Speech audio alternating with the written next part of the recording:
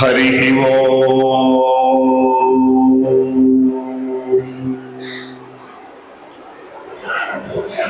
జ్ఞానానందమయం దేవం నిర్మలస్ఫటికాకృతిం ఆధారం సర్వవిద్యానాం హయగ్రీవముపాస్మహే.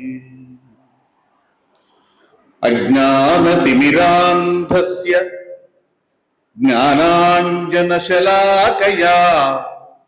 చక్షురున్మీలితం యేన తస్మై శ్రీ గురవే నమః. వ్యాసం వసిష్ఠనప్తారం శక్తేః పౌత్రమకల్మషం పరాశరాత్మజం వందే శుకతాతం తపోనిధిం. నమోస్తుతే వ్యాస విశాల బుద్ధే పుల్లారవిందాయత పత్ర నేత్ర యేన త్వయా భారత తైల పూర్ణః ప్రజ్వాలితో జ్ఞానమయ ప్రదీపః. శ్రీ గురుభ్యో నమః. సర్వేషాం ఆనందజనకోయం సన్నివేశః విశ్వేస్మిన్ సకల జ్ఞానస్య ఆధారభూతః సకల మానవానాం అభ్యున్నతేః హేతుభూతః. అస్మిన్ ప్రపంచే సర్వేభ్యః ధనేభ్యః ప్రధానం జ్ఞానం. జ్ఞానేన సమాజే గౌరవం భవతి, గౌరవాత్ ఉన్నతిః భవతి, ఉన్నత్యా తస్య మానవస్య భగవత్ సాన్నిధ్య ప్రాప్తేః సుగమః మార్గః భవతి ఇతి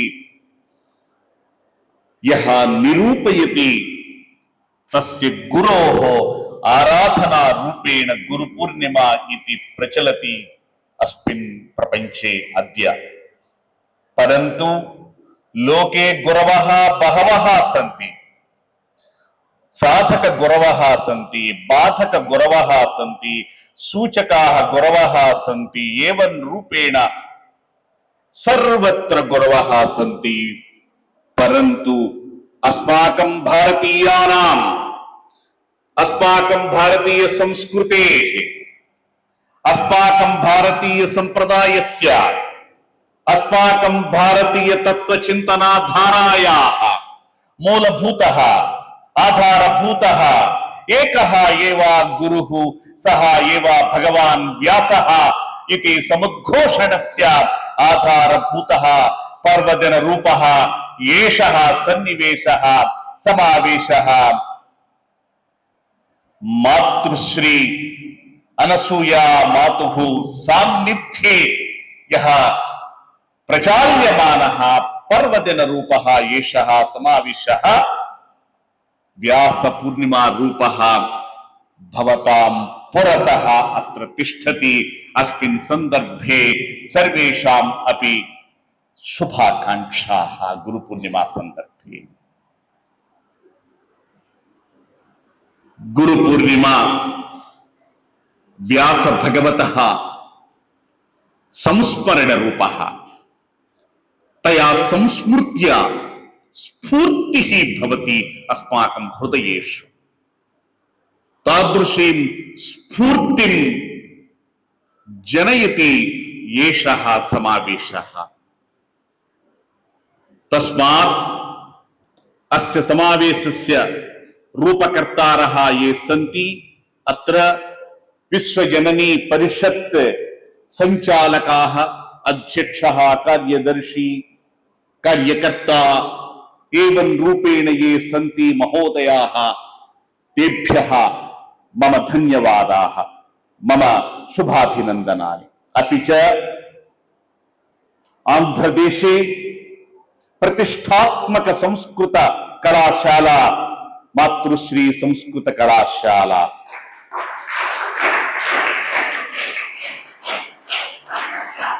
రాజకీయ కారణైః ఆంధ్రదేశే సర్వాः సంస్కృత కళాశాలాः తిరోహితాः పిహితాः స్థగితాः అన్ని కళాశాలలు మూతపడ్డాయి. పరంతు ఆంధ్రదేశే అస్మిన్ అంధకారే సంస్కృత భారత్యాः అంధకార రూపేస్మిన్ సమయే మాతృశ్రీ కృపా తరంగ వీక్షణ ప్రభావేన తేషాం మహిమ్నా అస్మిన్ జిల్లెల్లమూడి అర్కపుర గ్రామే పరంజ్యోతిః ఇవ జాజ్వల్యమాన ప్రకాశమాన జ్యోతిః ఇవ విరాజమాన కళాశాల మాతృశ్రీ సంస్కృత కళాశాల విరాజతే.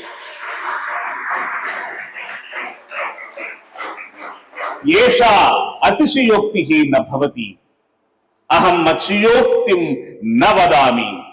ఏషః స్వభావోక్తిః, ఏషః సహజావోక్తిః, ఏషః సత్యోక్తి విలాసః. తస్మాత్ సత్యం ఏతత్. అహం గుంటూరు నగరే కేవీకే సంస్కృత కళాశాలాయాం అధీతవాన్, పరంతు అరండల్పేట మధ్యే సా కళాశాల ఇదానీం నాస్తి. తస్యాం వీథ్యాం యదా అహం గచ్ఛామి తత్ర శూన్య ప్రదేశం దృష్ట్వా మమ హృదయం పరివేదనాం ప్రాప్నోతి.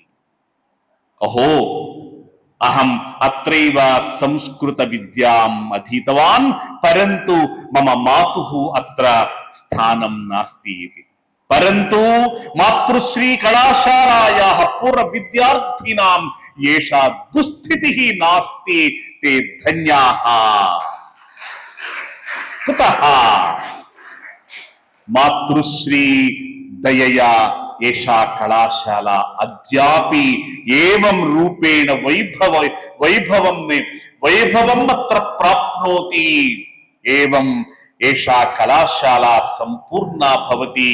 కంప్యూటర్ విద్యయా లౌకిక విద్యాసు సంపన్నా అపి భవతి. బాలికానాం సంఖ్యాధిక్యేన అనసూయా మాతుః అత్ర దయా సంపూర్ణా భవతి ఇతి దృశ్యతే. ఏషః విభవః. అనేన బాలానాం చింతా మాస్తు, బాలాః అపి అనసూయా మాతుః అత్ర వరపుత్రాః ప్రియపుత్రాః. ఏతాః బాలికాః అస్యాః అనసూయా మాతుః గళసీమని సుమ మాలికాః. ఏతాః బాలికాః ఏతాసాం బాలికానాం అత్ర భాషణేన గీతాలాపనేన మమ హృదయం పులకితం జాతం. కుతః ఇతి సంస్కృత భాషా విభూషితం భాషణం శ్రుత్వా అహం పరవశో భవామి. అస్మిన్ సందర్భే తాసాం స్ఫూర్తిం ఏ ప్రధానాచార్యః మమ సుహృత్ అన్నదానం హన్మత్ప్రసాదః, సంస్కృత విభాగాధ్యక్షः వరప్రసాద మూర్తిః, అపి చ అధ్యాపికాః అధ్యాపకాः సర్వే అపి అభినందనార్హాः అస్మిన్ విషయే. తేషాం అభినందనాన్ని ప్రకటయామి. గురు పూర్ణిమా సందర్భే కరతాళ ధ్వని మధ్యే.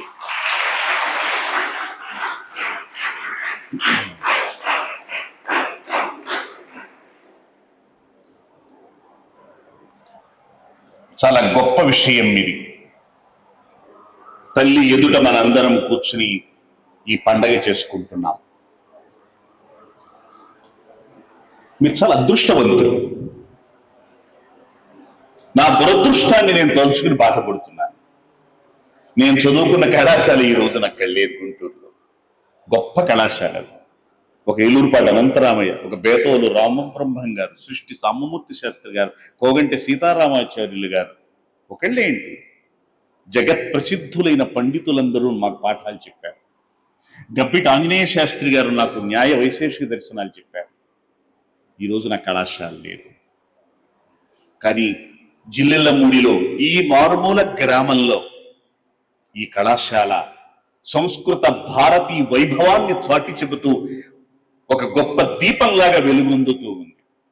అందుకని మీరందరూ కూడా అదృష్టవంతులు, మీరందరూ గర్వపడట తగినటువంటి ఇక్కడ ఒక గొప్ప సన్నివేశం ఉంది. దాన్ని ఇంకా పరిరక్షిస్తూ ఉన్నారు మీరందరూ, అధ్యాపకులందరూ కూడా. ఈ కళాశాలలో పాఠాలు చెప్పిన వాళ్ళందరూ నాకు తెలుసు. నాకు మిత్రులు ఉన్నారు, నాకు గురుతుల్యులు ఉన్నారు, ఎందరో ఉన్నారు. ఆమె యొక్క అనుగ్రహం వల్ల ఎంత జరుగుతోంది. వందే విశ్వజననీ అర్కపురవాసినీ వాత్సల్యామృత వాహినీ వందే విశ్వజననీ క్షుధార్తానాం అన్నపూర్ణాం జిజ్ఞాసూనాం జ్ఞానపూర్ణాం దుఃఖార్తానాం ప్రేమపూర్ణాం కళ్యాణ గుణ సంపూర్ణాం వందే విశ్వజననీం అర్కపురవాసినీం వాత్సల్యామృత వాహినీం వచసి వచసి వచసి వచసి తత్వధారా. ఆమె పలుకు పలుకులోనూ తత్వం చిప్పిలుతూ ఉండేది. ప్రతి మాటలో వచసి వచసి తత్వధారా. ఆమె మాట్లాడితే చాలు అందులో నుంచి ఒక గొప్ప స్ఫూర్తిని పొందుదామనుకునేటువంటి మహాకవులు ఎంతమందో ఇక్కడ కూర్చుని వెళ్ళేవాళ్ళు, సాధకులు కూర్చునేవాళ్ళు. డాక్టర్ ప్రసాదరాయ కులపతి వంటి వాడు, పేసర్ అంజప్రసాద్ లాంటి వాళ్ళు, పన్నాల రాధాకృష్ణమూర్తి లాంటి వాళ్ళు, అన్నదానం చిదంబర శాస్త్రి గారు వీళ్ళ నాన్నగారు, ఇంతమంది ఒకళ్ళేమిటి, పుత్తూరు వెంకటేశ్వరరావు లాంటి ఒక గొప్ప పాత్రికేయుడు, మహాకవులు ఎంతమందో ఇక్కడ కూర్చున్నాడు. ఎందుకు నా మాటలు గొప్ప తాత్వికతను చాటి చెప్పే. వచసి వచసి తత్వధారాం మనసి మనసి సదాధారాం. ప్రతి మనస్సులోనూ ఆమె అలా నిలిచి ఉంది. సత్ ఆధారం. వపుషి కాంచన సురుచిరా. ఆమె యొక్క దేహ కాంతి స్వచ్ఛమైన మేలిమి బంగారంలాగా ప్రకాశిస్తుంది. వపుషి కాంచన సురుచిరాం శ్రిత జనానుగ్రహ తత్పరాం వందే విశ్వజననీం అర్కపురవాసినీం వాత్సల్యామృత వాహినీ. ఇంకో గొప్ప విషయం ఉంది. ఆమె దగ్గర కూర్చుంటే ఆమె స్పర్శ తగిలితే చాలా అనుభూతి కలిగేది. డాక్టర్ ప్రసాదరాయ కులపతి గారు ఆయన ఒక 1000 శ్లోకాలు రాశారు, అంబికా సాహస్రీ అని. చాలా గొప్ప అనుభూతిని పొంది రాశారు. మృదుల హస్త స్పర్శ కిరణై సుప్త చేతన ప్రబోధిని. ఆమె అలా మన నుదుటి మీద అలా తన యొక్క హస్తంతో తాకితే ఒక విద్యుత్ ప్రవాహంలాగా ఆ జీవుడికి అనుభూతి కలిగేది. మృదుల హస్త స్పర్శ కిరణై సుప్త చేతన ప్రబోధిని భువి నిహిత చరణ కమలా. ఆమె అలా అడుగు పెడితే చాలు సకల సిద్ధి ప్రదాయినీం వందే విశ్వజననీం అర్కపురవాసినీం వాత్సల్యామృతవాహినీం వందే విశ్వజననీం వందే విశ్వజననీం.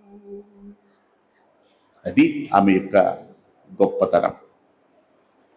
అటువంటి మాతృశ్రీ చరణ సన్నిధిలో మనం ఈ రోజున వ్యాస పూజ చేసుకుంటున్నాం, గురు పూర్ణిమ చేసుకుంటున్నాం. ప్రియతమ విద్యార్థిని విద్యార్థులారా, ఈ రోజున గురు పూర్ణిమ చాలా చోట్ల చేస్తున్నారు, దేవాలయాల్లో చేస్తున్నారు. కానీ అసలు గురువు ఎవరిననాలో తెలియకుండా మనం చేస్తున్నాం. అది ఎవరు ఆ గురువు? రోడ్డు మీదకి వెళితే ఎక్కడ చూసిన గురువే. గురువు అనే శబ్దాన్ని మనం వాడేస్తున్నాం. అసలు గురువు అనేటువంటి వాడు ఎవడు, ఎలా ఉంటాడు?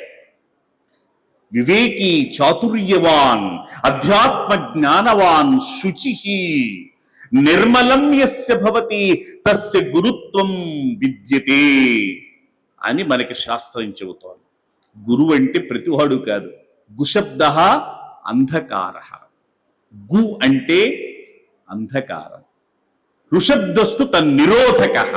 రు అంటే దాన్ని పోగొట్టటం, పోగొట్టేవాడు ఎవడైతే ఉంటాడో వాడు. అంధకార నిరోధిత్వాత్ గురువు ఇత్యభిధీయతే. గురువు అంటే అది శబ్దానికి అర్థం. మనలో ఉండే చీకటిని పారద్రోలేవాడు గురువు. అదేమిటి మనలో చీకటి అంటే ఎలా ఉంటుంది? అది అజ్ఞానం. మనకి చాలా విషయాలు సత్యాలుగా అనిపిస్తూ ఉంటాయి, నిత్యాలుగా అనిపిస్తూ ఉంటాయి. కానీ ఇది సత్యం కాదు అని చెప్పటం. ఈ శరీరం ఆహా ఇది ఎల్లకాలం ఉంటుంది కదా అనిపిస్తుంది. 20 ఏళ్ల వయస్సులో ఉన్నప్పుడు దీనికి అనేక షోకులు చేస్తాం. 50 ఏళ్ళకి చేస్తాం, 70 ఏళ్ళకి చేస్తాం. ఎందుకంటే ఇది శాశ్వతం అనుకుని. కానీ దీనికి ముడతలు పడిన తర్వాత ఇది నెరుస్తూ ఉంటే దీనికి రంగులు వెయ్యాలి, దీనికి క్రీములు పుయ్యాలి, దీనికి రకరకాల వస్త్రాలు వెయ్యాలి, షోకులు చెయ్యాలి వీటి. కానీ ఇది శాశ్వతం కాదు అని నేర్పేటువంటి వాళ్ళు మాత్రం ఎవరు ఉంటారు అంటే మనకి, మన జీవితానికి చుక్కానిలాగా ఉన్నటువంటి గురువు ఒక్కడే. అటువంటి గురువులు ఈ భారతదేశంలో ఎంతమంది ఉన్నారో చెప్పటానికి వీళ్ళే. ఒక రమణ మహర్షి, ఒక రామకృష్ణ పరమహంస, ఇటు వస్తే జిల్లెలమూడి అమ్మవారు. ఇంతమంది గురువులు ఉన్నప్పటికీ కూడా ఈ భారత జాతి గురువు అని చెప్పదగినటువంటి ఒక మహనీయుడైనటువంటి వాడు ఉన్నాడు. ఆయనే వేదవ్యాస మహర్షి. ఎందుకుని ఆయనకి ఈ రోజున స్మరణ చేస్తున్నాం, పూజ చేస్తున్నాం. ఎందుకు చేస్తున్నాం మనం? ఎందుకంటే ప్రతివాడిని గురువు అనవద్దురా. గురువు అనేటువంటి వాడు మన జీవితంలో ఒక్కసారి తగులుతాడు, వాడే గురువు. మరి మీరందరూ ఎవరని మీరు ప్రశ్నించవచ్చు. మేమందరం గురువులమేనా అనొచ్చు. ఒకసారి విజయవాడని ఉపన్యాసం ఇస్తుంటే ఒక రోటరీ క్లబ్ లో, అది టీచర్స్ డే. టీచర్స్ డే తెలుసు కదా మీకు, సెప్టెంబర్ 5 జరుగుతుంది. దాన్ని కూడా గురు పూజోత్సవం అంటారు. కాదు, ఇదే గురు పూజోత్సవం, ఇదే. అది ఉపాధ్యాయ దినోత్సవం. అక్కడ నేను ఇదే మాట అన్నాను. మా అందరికీ ఏదో సన్మానాలు చేశారు. గురువులని. మేము ఎవరైనా గురువులని కాదన్నారు. అక్కడికి ఆ సన్మానాలు గ్రహించడానికి వచ్చినటువంటి ఒక గొప్ప నా సోదరీమణి, మంచి కవి ఆవిడ, విజయవాడ నగరంలో ఆవిడ అన్నది, దీక్షితులు గారు చాలా డ్యామేజింగ్ స్టేట్మెంట్ ఇస్తున్నారు, మనందరం గురువులం కాదు అంటున్నాడు ఆయన. అదేమిటి, మా పిల్లలు, మా విద్యార్థులందరూ మమ్మల్ని గురువులుగా భావిస్తున్నారు అని ఆవిడ పాపం కాస్త అలిగింది. అన్నానమ్మా, అలకే ఎందుకు, సత్యం ఇది. ఏమిటి అంటే మనం గురువులం కాదమ్మా, మనం ఉపాధ్యాయులం, మన అధ్యాపకులం, అంతవరకే. ఏమిటి తేడా తెలుసుకోవాలి కదా. మరి అందరినీ గురువులు అంటే ఎట్లా? ఇప్పుడు రోడ్డు మీదకి వెళ్తే ఏం గురువు, సిగరెట్ ఉందా, ఏం గురువు, ఒక్కబడి ఉందా, ఏం గురువు, కాస్త పక్కే జరుగు. ఏమిటి ఈ గురువు ఏమిటి? ఎవరినవాలి గురువు? గురు శబ్దం ఎంత బరువైనది. గురు శబ్దం బరువు తగ్గిపోయేది, చివరికి కాటాలో తేలికైపోయింది. గురువు శబ్దానికి కాటాలో పెడితే ఎంత తూకం, అవతల పక్క ఎంత వేసినాది ఇంకా తూకానికి రాదు. అంత బరువైనటువంటి, అంత విలువైనది. అటువంటి శబ్దము బజారు పాలయ్యింది. అది తెలుసుకోవాలి భారతీయుడైన వాడు. భారతీయుడికి తెలియవలసిందనే గురువు యొక్క గొప్పతనం తెలియాలి. ఈ ప్రపంచానికి గురువు యొక్క గొప్పతనం తెలిపినటువంటి దేశం భారతదేశం. అందుకే ఈ భారతదేశం ఎప్పటికైనా విశ్వ గురువు అని మన ప్రాచీనులు మనకు అందించారు. ఎందుకంటే ఈ భారతదేశాన్ని నడిపించగలిగినటువంటిది సరి అయిన మార్గంలో ఇక్కడ పుట్టిన మహర్షులు మనకిచ్చిన వాంగ్మయం, అటువంటి గొప్ప వాంగ్మయం ఇచ్చిన మహనీయుడు వేదవ్యాస మహర్షి.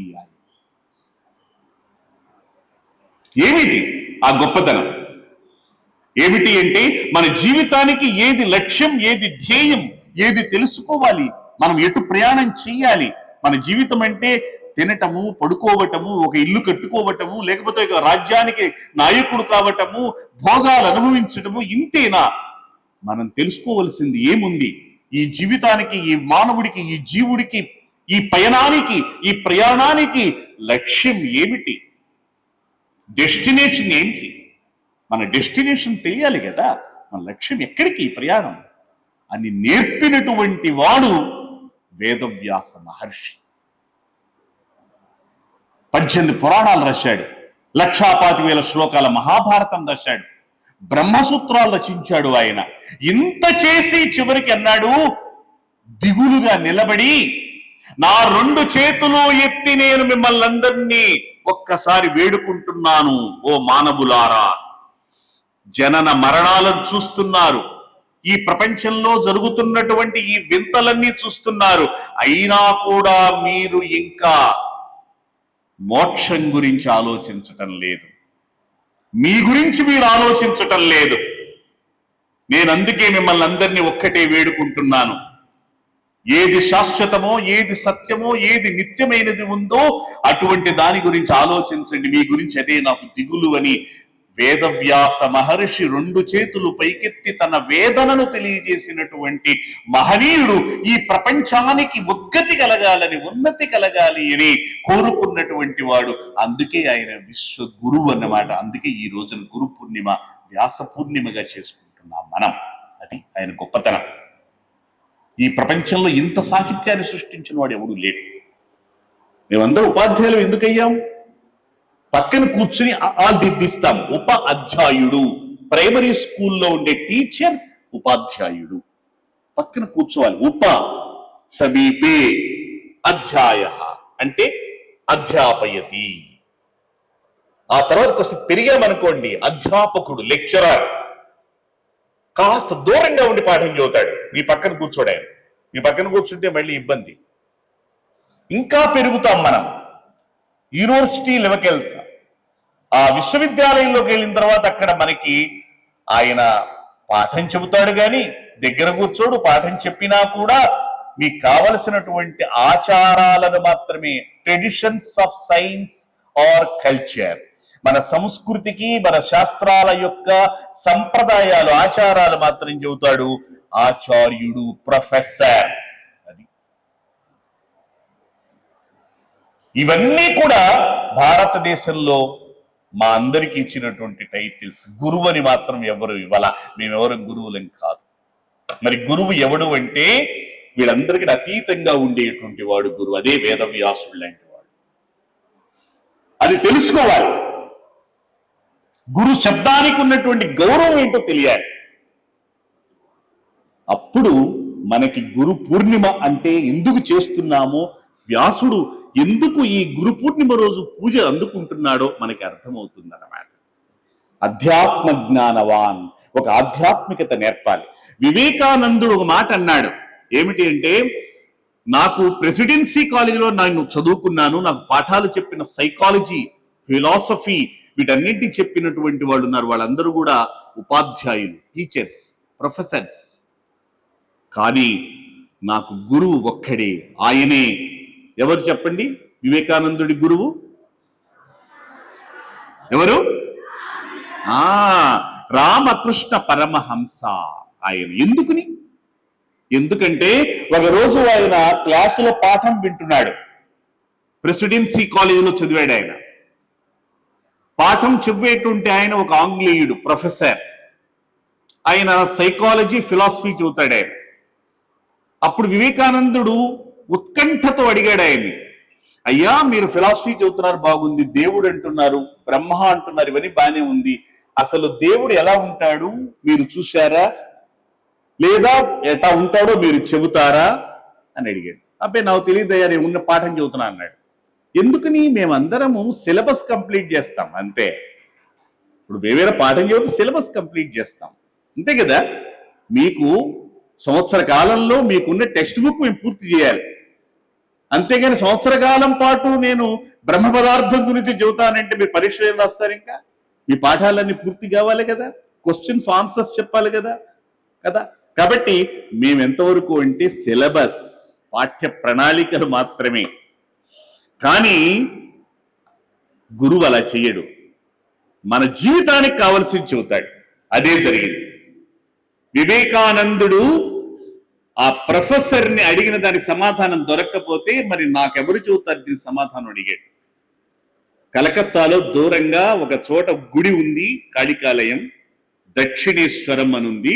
అక్కడికి పిచ్చాయిన్లా కూర్చుని ఉంటాడు, ఒక అర్చకుడు ఉంటాడు. అక్కడికి వెళ్ళి అడగమన్నారు. అక్కడికి వెళ్ళి అడిగాడు, అయ్యా దేవుడు అంటే ఎలా ఉంటాడు అని. ఆయన ఒకసారి కిందకి పైకి చూసి వివేకానందుడిని నవ్వి ఊరుకున్నాడు. వివేకానందుడు వదల్లా, మళ్ళీ మళ్ళీ అడిగాడు, మీరు దేవుణ్ణి చూశారా? అప్పుడు ఆయన అన్నాడు, చూశాను. ఎట్టా ఉంటాడు దేవుడు? నీలాగానే ఉంటాడు అన్నాడు ఆయన. అదేమిటి నాలాగా ఉంటాం ఏమిటి? అవును నీలాగానే ఉంటాడు. అంటే నీలో, అదిగో వాళ్ళందరిలో, అక్కడ ఉన్న భక్తులందరిలోనూ నేను దేవుడిని చూస్తున్నాను. దేవుడు అంటే ఇక్కడ ఒక చోట కూర్చోడు ఆయన, అందరిలోనూ ఉన్నవాడు దేవుడు. కాబట్టి నీలో ఎక్కడ ఉన్నాడో అదిగో ఆయనే దేవుడు. అంతర్బహిశ్చ తత్సర్వం వ్యాప్య నారాయణ స్థిత అని వేదం చెబుతాం. మంత్రపుష్పం రోజు వింటాం మనం. అందులో చెప్పేది అంతా వ్యాపించి ఉన్నవాడే పరమాత్మ. అదే నీలో నేను చూస్తున్నానన్నాడు. ఆశ్చర్యపోయాడు. ఆనాటి నుంచి రామకృష్ణ పరమహంస ఆ మహానుభావుడు ఆ సమాధానం చెప్పినటువంటి ఆయనే గురువు అయ్యాడు వివేకానందుడికి. గురువు అంటే మన జీవితానికి తత్వాన్ని చెప్పేటువంటి వాడు. అంతేగాని మనం కాలేజీలోనూ స్కూళ్లలోనూ చదివినంత మాత్రాన అంటే అర్థం ఏమిటి? అక్కడ దీనికంటే విలువైనటువంటి ఒక గొప్ప మార్గాన్ని చూపించాలి. అటువంటి గొప్ప మార్గము మనకి ఎక్కడ లభిస్తుందో వాటన్నింటిని, ఆ గ్రంథాలన్నింటినీ రచించి మనకు అందించి, ఇదిగో మీరు ఈ భారతీయ మార్గంలో ప్రయాణం చెయ్యండి అని, తరించండి అని చెప్పినటువంటి వాడు వేదవ్యాస మహర్షి. కాబట్టి వ్యాసుడు మనకి గురువు అయ్యాడు. అందుకని మన గురు పరంపర ఒకటి ఉంటుంది. ఆ గురు పరంపరను తలుచుకుంటూ ఇదిగో ఈ రోజు దగ్గర నుంచి ఈ భారతదేశంలో గురు పూజ చేస్తారు. ఇవాళ ఏమిటి? ఆషాఢ పూర్ణిమ. ఆషాఢ మాసంలో పూర్ణిమ ఇది. ఈ ఆషాఢ పూర్ణిమ నుంచి 4 నెలల పాటు చాతుర్మాస్య దీక్ష అంటారు. ఈ 4 నెలలు కూడా గొప్ప గొప్ప యతీంద్రులందరూ కూడా, పీఠాధిపతులందరూ కూడా ఒక నదీ తీరంలో ఉండి ప్రజలందరినీ కూడా ప్రబోధిస్తారన్నమాట. అది గొప్పతనం. అందుకని ఇదిగో ఈ ఆషాఢ పూర్ణిమ వ్యాస పూర్ణిమ అయ్యింది. బియ్యం పోస్తారు గొడ్డ మీద, ఒక వస్త్రం మీద బియ్యం పోస్తారు. అక్కడ నిమ్మకాయలు పెడతారు, పెట్టి దాని యందు ఆవాహన చేస్తారు. ఎవరిని అంటే వ్యాసుణ్ణి, శంకరాచార్యుల వారిని, గౌడపాదులు, అలాగే గోవింద యతీంద్రులు, వీళ్ళందరినీ. ఎందుకుని అంటే ఆ బియ్యము వాళ్ళకి భిక్ష. ఆ నిమ్మకాయలు కార్య సామర్థ్యాన్ని తెలియజేస్తాయి. నిమ్మకాయలు దేన్ని డెవలప్ చేస్తే మనలో ఇమ్యూనిటీని, రోగ నిరోధక శక్తిని పెంచుతాయి. అదిగో దానికోసం, మనలో కార్య సామర్థ్యం కోసం వీటిని పోస్తారు. ఇవాళ రోజున ఆషాఢ పూర్ణిమ రోజు వ్యాస పూజ చేస్తారు. వ్యాస పూర్ణిమ అందుకే ఏర్పడుతుంది. అదే గొప్పతనం దీనికి. అందుకని వ్యాస భగవానుడికి ఇక్కడ మనం పుష్పమాల వేసి పూజించి గురువులందరినీ తలుచుకుంటున్నాం. మనం గురువు అంటే అంత గొప్పవాడు, మన జీవితంలో అంత గొప్పతనాన్ని ఇచ్చేటువంటి వాడు. అంతేగాని గురువులంటే మనం అనుకున్నట్టుగా రోడ్డు మీద వెళ్ళే ప్రతివాణ్ణి గురువు అనటం కాదన్నమాట. అదేమిటండి, అట్లాగైతే గురువు అనేటువంటి పదానికి అంత గొప్పతనం ఉంటే మిగతా వాడు ఎవరు గురువులు కాదా? నీకు అటువంటి గొప్ప కనువిప్పు కలిగించేవాడు ఎవడన్నా తగిలితే అప్పుడు వాడు గురువే అవుతాడు. అటువంటి జరిగింది శంకరాచార్యుల వారి జీవితంలో. శంకరాచార్యుల వారు కాశీనగరంలో వెళుతున్నారు. అలా స్నానం చేసి గంగా నదిలో వెళుతున్నారు రోడ్డు మీద. అక్కడికి ఒక వ్యక్తి వచ్చాడు. ఎలా వచ్చాడు అంటే మాసిపోయిన బట్టలతో, వస్త్రాలన్నీ మాసిపోయినాయి. 4 కుక్కల్ని అలా పట్టుకుని వచ్చాడు. ఇప్పుడు కుక్కల్ని పట్టుకురావడం మామూలే. ఉదయం మనం లేచామనుకోండి, మనం గుడ్ మార్నింగ్ మనుషులకు చెప్పేది వాళ్ళ పెంపుడు కుక్కలకి. ఎందుకంటే ప్రతి వాళ్ళు ఇంటి ముందు కుక్కలు తీసుకొస్తున్నారు. అది వాళ్ళ ఇంట్లో కాకుండా మన ఇళ్ల ముందు ఆ కుక్కలు తిప్పుతూ ఉంటారు. ఇక్కడ పూర్వకాలంలో అలా కుక్కలు తీసుకొచ్చేవాళ్ళు ఎవరు ఉండేవాళ్ళు కాదు. వీడు వచ్చాడు ఎట్లా. వెంటనే ఈయన అన్నాడు, గచ్చ గచ్చ అన్నాడు. తప్పుకో ఏమిటి ఇదంతా అసహ్యంగా దారికి అడ్డంగా అన్నాడు. వెంటనే అతను ప్రశ్న వేశాడు శంకరాచార్యుల వారిని, ఎవరిని తప్పుకోమంటావు నువ్వు అని. నువ్వు ఎవరిని తప్పుకోమంటున్నావు? నీకు ఎదురుగా వచ్చినటువంటి ఈ శరీరాన్ని తప్పుకోమంటున్నావా? నీ ఎదురులో శరీరం ఉంది కదా, నా శరీరమే ఎవరైనా శరీరం ఉంది, దాన్ని తప్పుకోమంటున్నావా? లేదా ఈ శరీరము లోపల, నీ శరీరము లోపల, అందరి శరీరాల లోపల ఉన్నటువంటి ఒక శక్తి ఉంది, చైతన్యం ఉంది, దాన్ని ఆత్మ అని అంటారు. దాన్ని తప్పుకోమంటావా? దేన్ని తప్పుకోవాలి చెప్పు. అందరిలో ఉన్నటువంటి దాన్ని తప్పుకోమంటే ఇప్పుడు నీలో కూడా ఉన్నాడు వాడు. ఎవరిని తప్పుకోమంటావు? అన్నమయం వా జ్ఞానమయం వా. ఎవరిని? శంకరాచార్యులు ఒక్కసారి ఆలోచనలో పడ్డాడు. ఏమిటి ప్రశ్న? అప్పుడు ఆయన ఆలోచించుకుని ఆ వచ్చినటువంటి వాడు సాక్షాత్తుగా పరమేశ్వరుడు అనుకుని కాళ్ళ మీద పడి నమస్కారం చేశాడు. అతను అపరిశుభ్రంగా ఉన్న చండాలుడైనప్పటికీ కూడా జ్ఞానోదయమైంది ఆయనకి. అద్వైత సిద్ధాంతాన్ని ఎలుగెత్తి చాటిన శంకరాచార్యులు వారి అహంకారం అనలేం, కానీ ఈ లోకానికి చాటి చెప్పటం కోసం ఆయన అహంకారాన్ని ప్రదర్శించారు ఆయన. అది మన కోసం. మనకు అనిపిస్తుంది, జ్ఞానం పెరిగితే అనిపిస్తుంది మనమే గొప్పవాడు అనుకుంటాం. అలా అన్నాడు, తప్పుకోవాలి. ఎవరిని తప్పుకోమంటావయ్యా నువ్వు? అందరిలోనూ పరమాత్మ సమానంగా ఉన్నప్పుడు నన్ను తప్పుకోమంటావేంటి? ఎలా తప్పుకుంటాం? ఎలా ఉంటాడు? నిండి ఉంటాడు అంటే దానికి ఉదాహరణగా సూర్య బింబం పగలు అక్కడ ఒక కొండలో నీళ్లు పోసి పెట్టారు, అందులోనూ సూర్యబింబం పడుతుంది. చెరువు ఉంటుంది, చెరువులోనూ సూర్యబింబం పడుతుంది. లేదా ఇంకెక్కడైనా నీళ్లు ఎక్కడెక్కడ ఉంటే ఆ పాత్రలన్నింటిలో సూర్యబింబం పడుతుంది. సూర్యుడు ఒక్కడే, కానీ ఇన్ని చోట్ల ఇన్ని రకాలుగా సూర్యబింబం కనిపిస్తోంది. అలాగే ఈ సృష్టి అంతా వ్యాపించి ఉన్నది ఒక్కటే చైతన్యం. మనందరిలోనూ రకరకాలుగా అది వ్యాపించి ఉంది. నన్ను దీక్షిత్ అంటున్నారు, అతను ఏమన్నా అన్నో ప్రసాద్ అంటారు, ఆయన వరప్రసాద్ మూర్తి అంటారు. పేర్లు మార్పు అంతే. ఇది తెలుసుకోవాలి అని చెప్పినటువంటి వాడు. అది విని శంకరాచార్యుల వారు అప్పుడప్పుడు అద్భుతంగా ఒక శ్లోకం చెప్పాడు. 5 శ్లోకాలు చెప్పాడు. భవే మనీషా పంచకం అన్నమాట. అదేమిటంటే, చండాలోస్తు సతుద్విజోస్తు గురురిత్యేషా మనీషా మమ. వాడు చండాలుడైతే ఏమిటి, ద్విజహాస్తు ఇప్పుడు బాగా చదువుగా పండితుడైన బ్రాహ్మడైతే ఏమిటి, ఎవడైతే నాకెందుకు, నాకు ఎవడైతే కనువిప్పు కలిగిస్తాడో, జ్ఞానాన్ని బోధిస్తాడో అటువంటి వాడు నాకు గురువు, అటువంటి వాడు నాకు గురువు అవుతాడు. చండాలోస్తు సతుద్విజోస్తు గురువు, ఆయన నాకు గురువు అన్నాడు. గురువు అంటే అది. శంకరాచార్యుల వారు గురువు అంటే ఎవడో తెలియజేశాడనమాట. అటువంటి గురువులు అడుగడుగున ఈ భారత సీమలో, ఈ గడ్డ పైన సంచరించినటువంటి వాళ్ళు ఉన్నారు. అటు అరుణాచలం వెళ్తే రమణ మహర్షి, ఇటు ఈ మారుమూల జిల్లలముడి గ్రామానికి వస్తే ఇక్కడ అమ్మవారు కూర్చుని ఇక్కడ పండితులకు కూడా అంతుపట్టని తత్వ రహస్యాలను తన యొక్క చిరు నవ్వుతోనో, కను చూపుతోనో, లేదా ఒక మాటతోనో, లేదా ఒక అడుగు వేసి ఆవిడ బోధించినటువంటి మహనీయులు ఉన్నారు. గురువులకు నిలయమైనటువంటిది ఈ భారతదేశం. బ్రహ్మైవాహమిదం జగచ్చ సకలం చిన్మాత్ర విస్తారితం సర్వం చైతద విద్యయా త్రిగుణయా శేషం మయా కల్పితం యుద్ధం యస్య దృఢావతి సుఖతరే నిత్యే పరే నిర్మలే చండాలోస్తు సతుద్విజోస్తు గురురిత్యేషా మనీషా మమ. గురువు అంటే మనకి తత్వాన్ని చెప్పేవాడు ఎవడైనా. ఆవిడేం చదువుకుందా అమ్మవారు? ఆవిడేం చదువుకోలేదు, ఏం చదువుకోలే.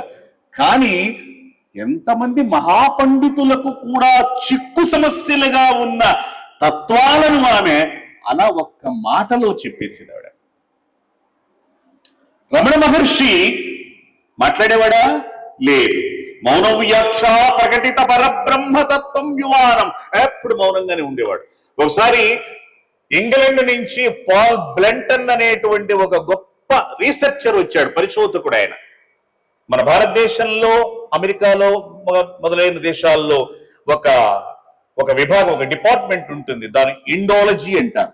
ఇండోలజీ అంటే భారతీయ సంస్కృతికి సంబంధించి ఇండోలాజికల్ స్టడీస్ అంటారు. దాంట్లో చాలా గొప్పగా రీసెర్చ్ చేస్తారు. మనకంటే కూడా విదేశీయులు చేస్తారు, అది మనం చేయం, విదేశీయులు చేస్తారు. పాల్ బ్లంటన్ అనేటువంటి వాడు కంచి వచ్చాడు. కంచి తెలుసు కదా మీ అందరికీ. అక్కడ కంచిలో పరమాచార్య చంద్రశేఖరేంద్ర సరస్వతి స్వామి వారు ఉన్నారు. ఆయన చాలా గొప్ప తపస్సంపన్నుడు. ఆయన దగ్గరికి వచ్చి అడిగాడు, ఏమండి భారతదేశంలో గురువులు ఉన్నారా అని. గురువుల్ని చూడాలని ఉంది, అందుకని మేము వెతుక్కుంటూ ఉంటే మీ దగ్గరికి వెళ్ళమన్నారు, మిమ్మల్ని చూడాలని వచ్చాం అన్నారు. అయ్యా, నేను గురువుని కాదు, నేను ఈ పీఠానికి అధిపతిని. నాకంటే కూడా గొప్ప గురువు నీకు అరుణాచలం వెళ్ళు, అక్కడ ఉంటాడు. సరే వెళ్ళాడు అక్కడికి. అరుణాచలం వెళ్ళి చూశాడు. ఇది చాలా కాలం అయింది, 60-70 సంవత్సరాల క్రితం అన్నమాట. అరుణాచలం వెళ్ళి చూస్తే అక్కడ ఎక్కడ రమణ మహర్షి అంటే ఆయన ఒక చిన్న గోచి పెట్టుకుని అక్కడ రాళ్ళన్నీ కూడా అలా గోడలాగా పెడుతున్నట్టు. ఎవడు ఆయన్ని అడిగాడు వెళ్ళి, ఈ పాల్ బ్లంటన్, హూ ఈజ్ రమణ అని. ఒక నవ్వాడు ఆయన, ఊరుకున్నాడు. ఆయన రాళ్ళు పెట్టుకుంటూనే ఉన్నాడు. ఎవరు అనుకుంటారు అట్లా ఉన్నవాడిని చూసి? ఒక గొప్ప యోగిని, మహర్షి అని. అలా పక్కకి వెళ్ళి ఎవరు రమణ మహర్షి అంటే వాళ్ళు అన్నారు, ఆయనే అన్నారు, హిమ్సెల్ఫ్ ఈజ్ రమణ మహర్షి. ఆయన రమణ మహర్షి. అక్కడి నుంచి ఆయన ఎప్పుడు పర్ణశాలలోకి వెళ్తాడా ఏమిటా ఎదురు చూసి వెళ్ళి ఆయన ఇంగ్లీష్ అడుగుతుంటే పక్కన వాళ్ళు ట్రాన్స్లేట్ చేస్తే ఆయన ప్రశ్నలు వేశారు. ఆయన ఏం మాట్లాడలేదు, అటా కూర్చున్నాడు, అంతే నవ్వాడు, చూస్తూనే ఉన్నాడు. పాల్ బ్లంటన్ ఆయన యొక్క మౌనం నుంచి, ఆయన ఆ మౌనంగా ఉన్న దాని నుంచి అనేకమైనటువంటి విషయాలు, తనకి తోచిన విషయాలన్నీ కూడా ఒక గొప్ప పుస్తకంగా రాశాడు పాల్ బ్లంటన్. ఇంగ్లీష్ లో చాలా famous. Ramana Maharshi, philosophy of Ramana Maharshi అన్నమాట. చాలా అద్భుతమైనటువంటిది. గురువు అంటే అది అని చెప్పి కంచి స్వాముల వారు ఎందుకు అన్నాడంటే, అది ఆయన గొప్పవాడే, కానీ నాకంటే గొప్పవాడు. అదిగో నేను ఎక్కువ మాట్లాడుతున్నాను, శాస్త్రాలు చదివాను, కానీ అదిగో ఆయన మౌనంతోనే మనలో ఉండే సమస్యలు, సందేహాలు పటాపంచలు చేస్తున్నాడు. కాబట్టి మౌనం కూడా గొప్పదే. అందుకే దక్షిణామూర్తి మౌనంగా చిన్ముద్రతో ఉంటాడు. ఆయన చిన్ముద్ర అంటే ఇందులో ఒకటి పరమాత్మ, ఇంకోటి జీవాత్మ, ఈ రెండు కలవటమే చిన్ముద్ర. ఈ మిగతా వేళ్ళన్నీ కూడా దూరంగా ఉంటాయి. అంటే ఒకటి సత్వ రజస్ తమో గుణాలు, 3 గుణాలు, వాటిని వేరు చేసి ఈ జీవుని తీసుకొచ్చి ఈ పరమాత్మతో కలపాలి.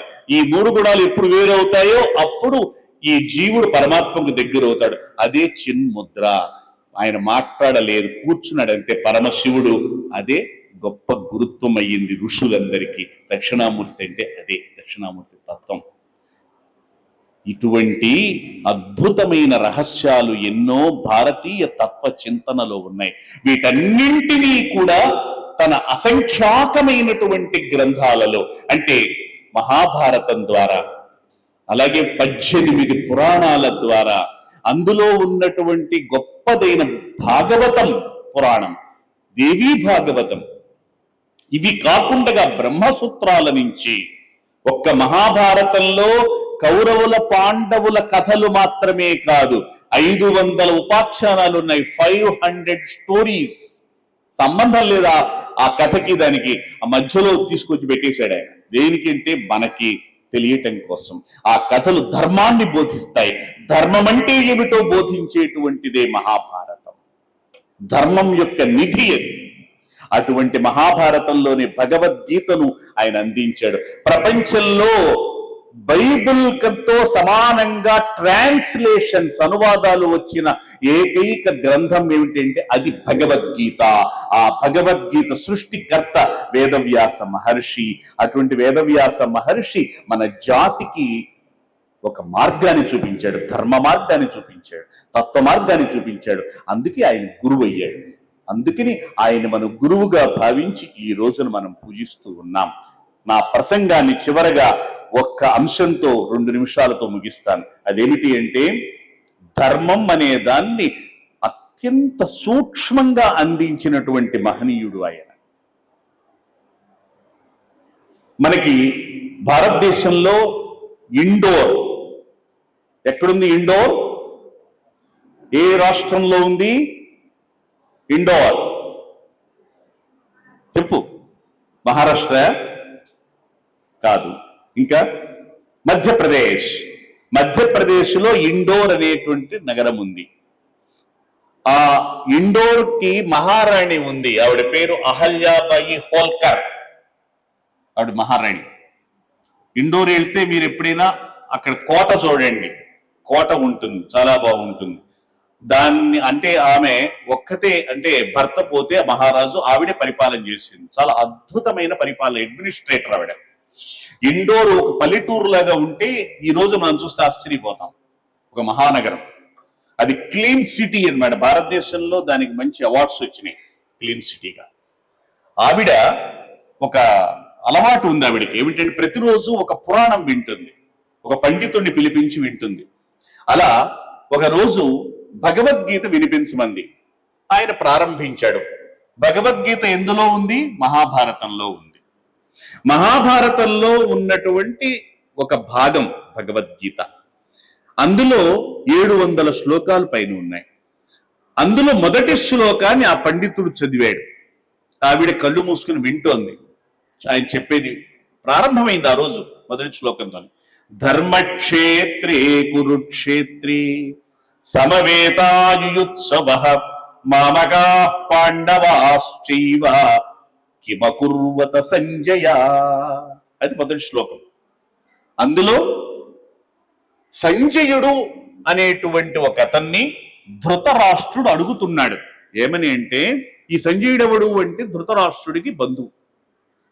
ధృతరాష్ట్రుడికి కళ్ళు లేవు, కానీ కురుక్షేత్రంలో జరిగే యుద్ధము ఆయన తెలుసుకోవాలి, చూడటానికి వీల్లేదు. వేదవ్యాస మహర్షి ఒకటి అడిగాడు ఈ ధృతరాష్ట్రుడిని, అయ్యా తాత, మీరు ఒకవేళ ఆ యుద్ధం చూడాలని అనుకుంటే చూడటానికి వీలుగా మీకు చూపునిస్తాను కొన్నాళ్ల పాటు, మీరు యుద్ధంలోకి వెళ్ళి చూడొచ్చు. చిచ్చి నేను చూడలేనన్నాడు. ఎందుకంటే ఆ యుద్ధంలో మా కొడుకుల్ని కొడుతూ ఉంటారు, అలాగే నా బంధువుల్ని కొడుతూ ఉంటారు, వాళ్ళు పడిపోతూ ఉంటారు. యుద్ధం అన్న తర్వాత కొట్టటము, తిట్టటము, పరాజయాలు అన్నీ ఉంటాయి కదా, అది నేను చూడలేను. మా వాళ్ళ యొక్క అవస్థలు నేను చూడలేను అంటే, కానీ వినాలని ఉంది, ఉత్సుకత ఉంది, ఏం జరుగుతుందో తెలుసుకోవాలని.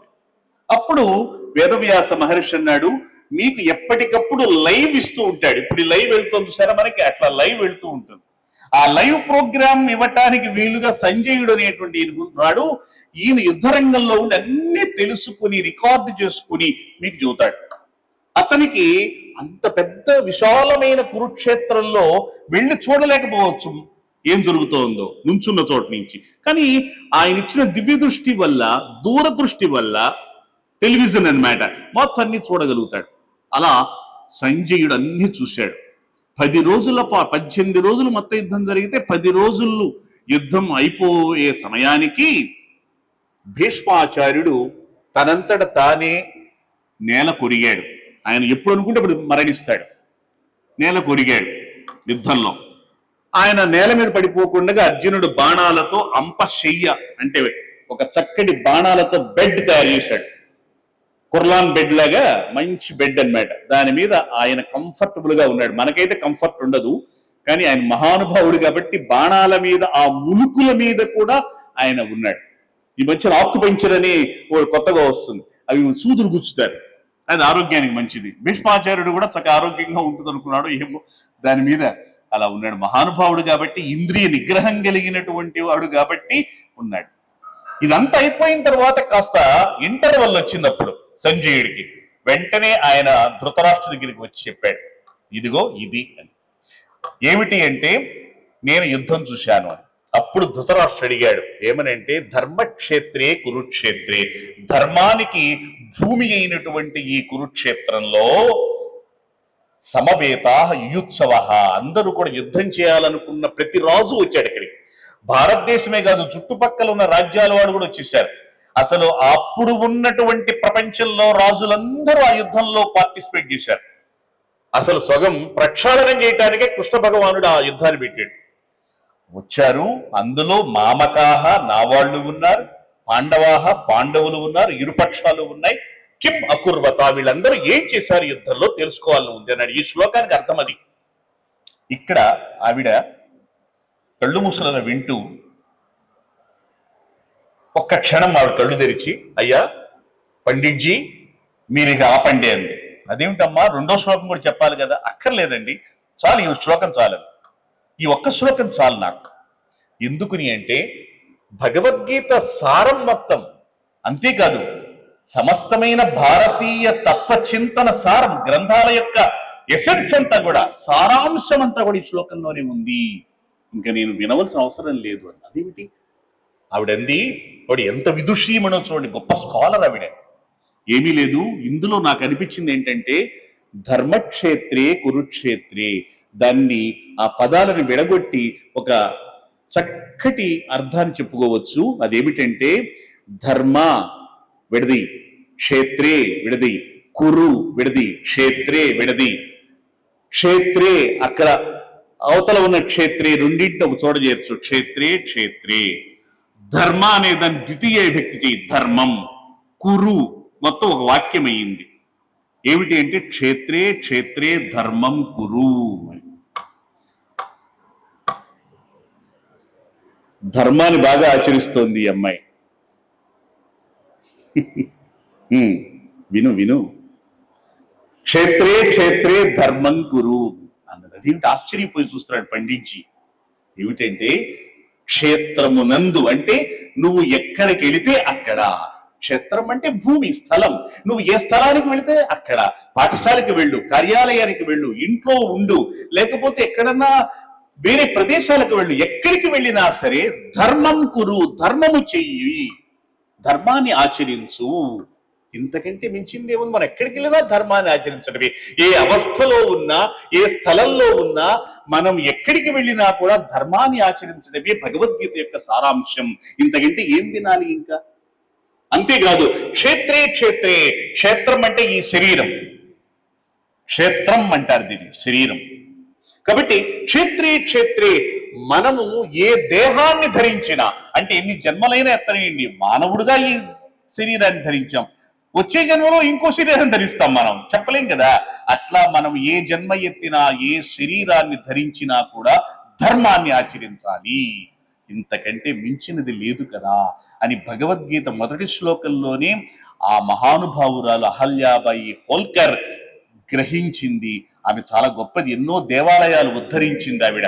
భారతదేశంలో ఆమె చాలా గొప్ప గొప్ప ధర్మకార్యాలు చేసింది ఆవిడ భగవద్గీత సారాంశాన్ని, వ్యాస భగవానుడి యొక్క అంతరంగాన్ని, హృదయాన్ని, ఆయన చెప్పినటువంటి అన్ని గ్రంథాల యొక్క సారాంశాన్ని ఒక్క వాక్యంలో ఆవిడ గ్రహించింది.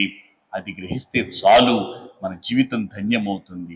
అటువంటి అద్భుతమైన సందేశాన్ని ఇచ్చిన మహానుభావుడు ఇలా గంటలు, రోజులు, సప్తాహాలు, నెలలు, సంవత్సరాలు చెప్పుకున్న తరగనటువంటి నిధి వ్యాస భగవానుడు మనకు అందించినటువంటి వాంగ్మయ సుధా నిధి, అమృతమది.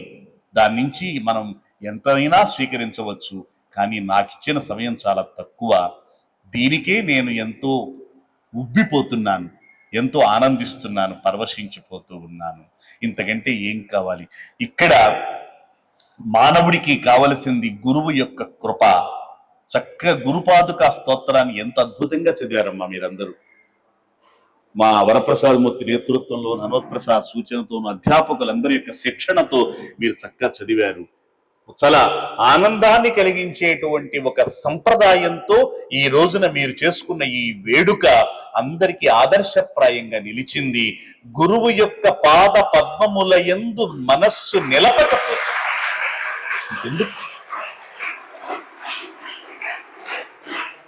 మనం ఎక్కడికి వెళ్ళినా మన గురువుల్ని మనం గుర్తు పెట్టుకుందాం. గురువు అంటే ఏంటో తెలిసింది కాబట్టి మన ప్రిన్సిపాల్ గారు ఇందాక అన్నారు, శివాజీకి సమర్థ రామదాస్. శివాజీకి ఖడ్గయుద్ధము, ధనుర్విద్య అన్ని నేర్పిన వాళ్ళు ఉన్నారు, కానీ ఆయన గురువు ఎవరంటే సమర్థ రామదాస్. ఎందుకంటే ఆధ్యాత్మికంగా ఆయన కనువిప్పు కలిగించి ఈ జాతి కోసం నువ్వు నీ పరాక్రమాన్ని ఉపయోగించమన్నాడు. అందుకే ఆయనకి తన రాజ్యం అంతా కూడా ధారాదత్తం చేశాడు. అందుకే ఆయన జెండా పేరు భగవా జెండా, కాషాయ జెండా అన్నమాట. అది గురువు గారికి ఇచ్చేశాడు ఆ రాజ్యం అంతా కూడా. అలా రామకృష్ణ పరమహంస వివేకానందుడికి, శివాజీకి సమర్థ రామదాసు, అలాగే చలం అనేటువంటి ఆయన తెలుగులో బూతుల పుస్తకాలు రాశాడే. ఆ పుస్తకాలు చదివి చెడిపోతున్నారని ఇంట్లో వాళ్ళందరూ ఆ పుస్తకాలు తీసుకుని తగలబెట్టేవాళ్ళు. అటువంటి చలం అరుణాచలం వెళ్ళి అక్కడ రమణ మహర్షి ఒక్క చూపుతోనే మారిపోయి చలం మ్యూజింగ్స్ అనే పుస్తకం రాశాడు. అద్భుతంగా రాశాడు. తను రాసిన పుస్తకాలని చెత్త అని అనుకుని ఆత్మ అంటే ఏమిటి, మానవుడు అంటే ఏంటి తెలుసుకున్నాడు. పాల్ బ్లంటన్, ఇలా ఎంత పేర్లు చూద్దాం. గురువులంటే వాళ్ళందరూ, ఆ గురువులందరికీ గురువు ఇది. అలాగే మాతృశ్రీ జయహో మాత అని మనం తలుచుకునేటువంటి అనసూయ మాతతో ఎంతో మంది ఇక్కడ స్ఫూర్తిని పొందారు. అలాగే జీవితం అంటే తెలుసుకున్నారు, బ్రహ్మ పదార్థం అంటే ఏంటో తెలుసుకున్నారు. వీళ్ళందరూ మన గురువులు. వాళ్ళ మార్గంలో మనం పయనిద్దాం. మనస్సు గురువు యొక్క పాద పద్మముల యందు నిలబడకపోతే ఇంకా ఏది శాశ్వతం కాదు.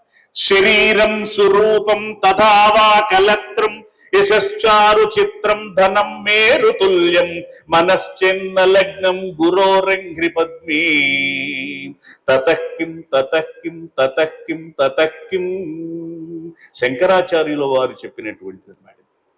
షడంగాది వేదో ముఖే శాస్త్ర విద్యా కవిత్వాది గద్యం సుపద్యం కరోతి మనశ్చిన్న లగ్నం గురోరంఘ్రి పద్మే తతఃకిం తతఃకిం తతఃకిం తతఃకిం. నభోగో నయోగో నా వాజిరాజా నకాంతా సుఖేనైవ విత్తేషు చిత్తం గురు మనశ్చిన్న లగ్నం గురోరంఘ్రి పద్మే తతఃకిం తతఃకిం తతఃకిం తతఃకిం. కాబట్టి గురువు యొక్క పాద పద్మముల యందు మన మనస్సుని నిలిపినప్పుడు మనకి సర్వము కరతలామలకమవుతుంది. అటువంటి గురువుల్ని మనం ఈ రోజున పూజించుకునేటువంటి మంచి వాతావరణంలో ఇక్కడ అమ్మవారి యొక్క అనుగ్రహంతో, అనసూయామాత యొక్క అనుగ్రహంతో, మాతృశ్రీ దయా పారవశ్యంతో మనం జరుపుకున్నందుకు నన్ను ఇక్కడికి మీరు ఆహ్వానించి ఈ విధంగా ఒక మంచి కార్యక్రమంలో నాకు ఒక అనుభూతిని కలిగింపజేసినందుకు విశ్వజనని పరిషత్ యాజమాన్యానికి, అలాగే నాకు చక్కటి సుకురున్మణి అన్నదానం మా హనుమత్ ప్రసాద్కి, అలాగే వరప్రసాదం మూర్తికి, ఇక్కడ అధ్యాపకులకు అందరికీ కూడా నేను ధన్యవాదాలు. ప్రియతమ విద్యార్థులందరికీ కూడా నా మంగళాశాసనాలు. స్వస్తి.